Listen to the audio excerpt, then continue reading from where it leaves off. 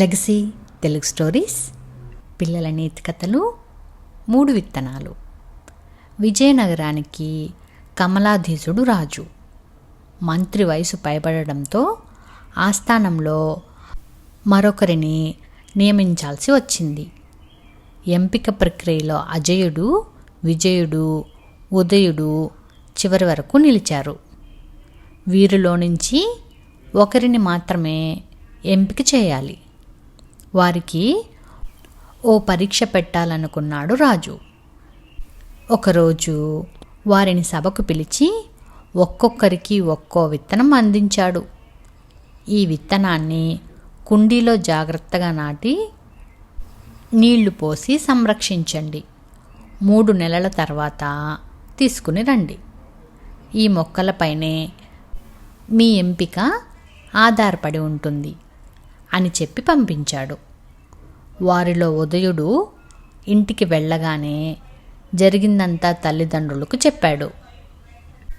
తల్లి సూచించినట్లే సారవంతమైన మట్టిని కుండీలో పోసి విత్తనాన్ని నాటాడు.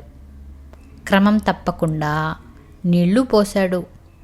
3 వారాల తర్వాత మిగతా 2 విత్తనాలు మొలకెత్తాయి. కానీ ఉదయుడు నాటిన విత్తనం మాత్రం అస్సలు మొలకెత్తకపోవడంతో బాధపడ్డాడు. అదే విషయాన్ని తల్లికి చెప్పాడు. నువ్వు చేయాల్సిన పని నువ్వు చేశావు.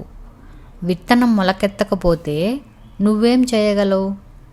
జరిగింది జరిగినట్లు రాజుగారికి చెప్పు అని సలహా ఇచ్చింది ఆమె. 3 నెలలు గడిచాయి. రాజు చెప్పిన రోజున 3 యువకులు రాజమందిరానికి వెళ్ళారు. అజయుడు, విజయుడు కుండీల్లోని మొక్కలు పువ్వులు పూశాయి. ఉత్త చేతులతో వచ్చిన ఉదయుణ్ణి చూసి, నువ్వు మొక్కను తీసుకురాలేదేం అని అడిగాడు రాజు. జరిగింది చెప్పాడు ఉదయుడు. ఇక అజయుడు, విజయుల్లో ఎవరో ఒకరు మంత్రి అవుతారు అని సభలోని వారందరూ గుసగుసలాడారు. ఉదయుడే కొత్త మంత్రి అని రాజు ప్రకటించడంతో అందరూ అవాక్కయ్యారు. మీ 3కి ఉడికించిన విత్తనాలు ఇచ్చాను. అవి ఎట్టి పరిస్థితుల్లోనూ మొలకెత్తవు అంటే అజయుడు, విజయుడు మళ్ళీ వేరే విత్తనాలు నాటారు. నిజాయితీగా వ్యవహరించిన ఉదయుడు మాత్రమే మంత్రి పదవికి అర్హుడు అని ప్రకటించాడు రాజు. సభ అంతా చప్పట్లతో మారుమ్రోగింది.